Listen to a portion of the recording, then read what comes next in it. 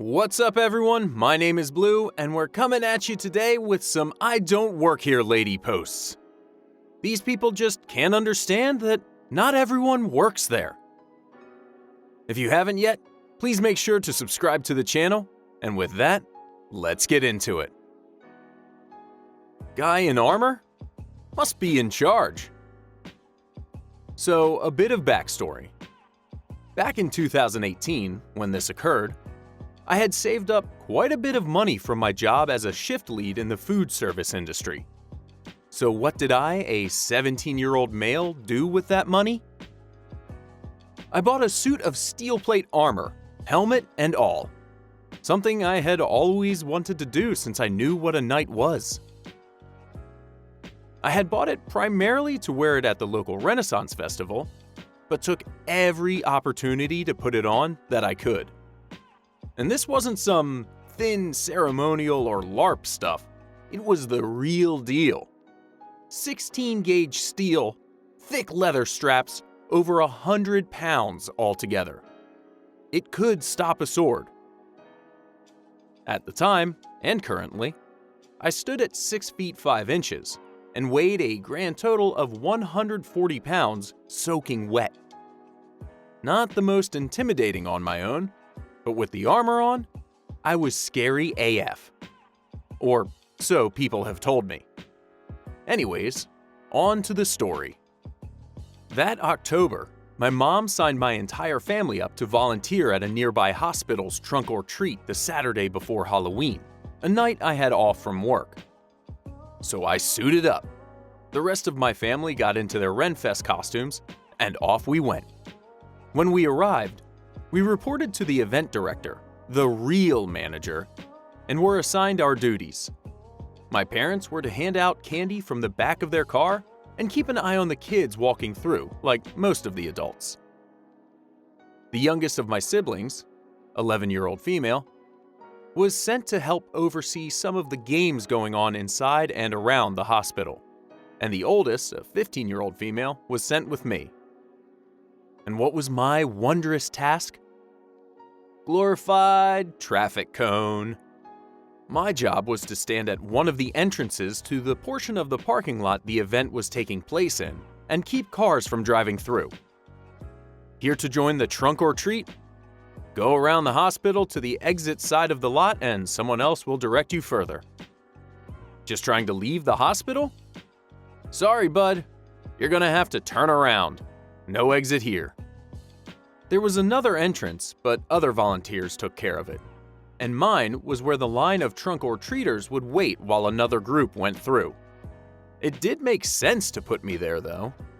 If you didn't notice the glow stick lanyard all volunteers were wearing, you'd definitely notice the hulking 6'5" guy encased in reflective steel standing in your headlights. And if you somehow didn't, I had a much better chance of surviving getting hit. So I stand there for 2.5 hours, directing traffic and taking pictures with a fair few of the kids waiting in line. Most were a bit scared of me, but with some encouragement from their parents and a lift of my helmet's visor to show that I was, indeed, a person under all the metal, they became very excited to meet a real knight. So sometime between 2.5 and 3 hours on duty, I hear a bit of yelling coming from the other parking lot entrance. I didn't think much of it because there are a lot of people around being loud, especially kids.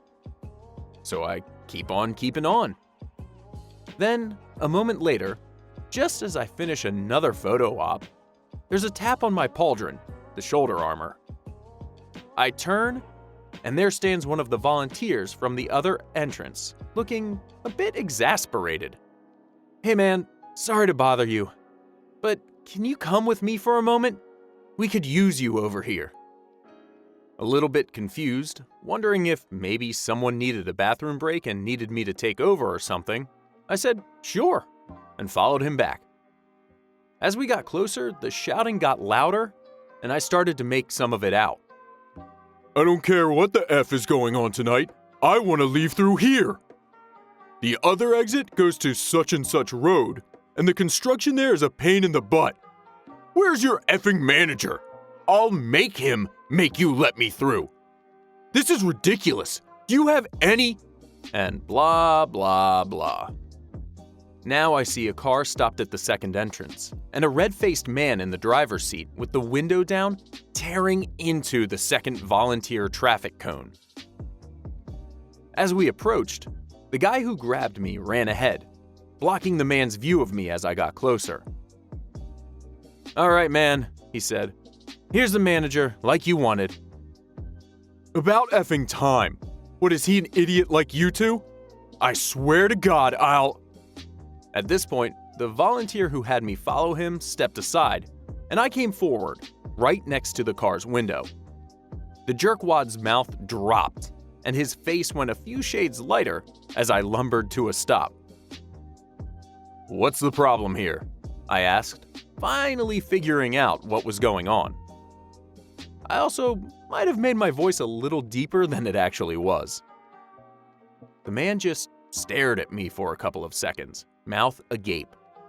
Still not sure which was worse for him, the beast in the medieval armor, or the fact he saw his own stupid face reflected in my visor.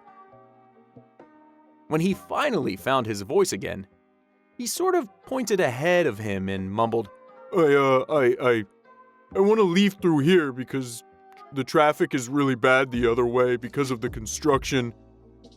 I didn't let him finish and folded my arms, which wasn't exactly easy. "Seriously? You do see all the kids running around, right? The big line, the cars, the games, and you still want to drive through here, especially with that mouth of yours? If anyone is an idiot here, it's definitely not me or these guys." But... "Nope. Don't want to hear it. Stop shouting at my buddies, turn around, and leave the way that isn't full of kids. Or I'll have the hospital security come deal with you." I was loving this. I never got to talk to people like this at my actual job. Without a word, he rolled up his window, put the car in reverse, and drove away. Once he was gone, the volunteer who grabbed me high-fived his buddy, then me. "Sorry for dragging you into this, man, but I couldn't find the actual manager and this guy was pissed, and then I saw you, and I knew you would be perfect." I just laughed and told him it was no trouble, that it was actually very enjoyable. Then I took a picture with the volunteers, chatted a bit about my costume, then headed back to my post and finished out the night content with my little revenge against all the Richard Craniums in the world. I mean, I think the best part of this story is that a giant suit of armor actually came in extremely handy.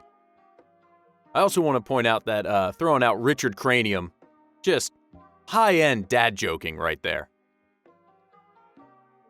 Those crazy Canadians! A vacation encounter. I am Canadian, and thanks to the internet, I have friends from all over the world.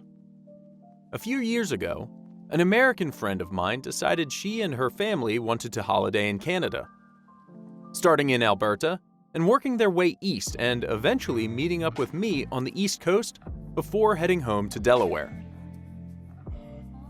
Throughout their trip, they were constantly amazed at what they called the strangely friendly Canadians. When they arrived in Halifax, we met on the waterfront.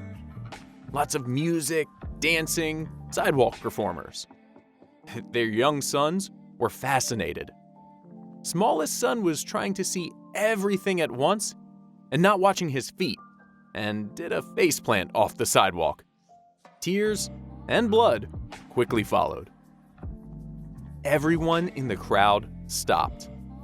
Several people ran into shops to get cool cloths, bandages, salve.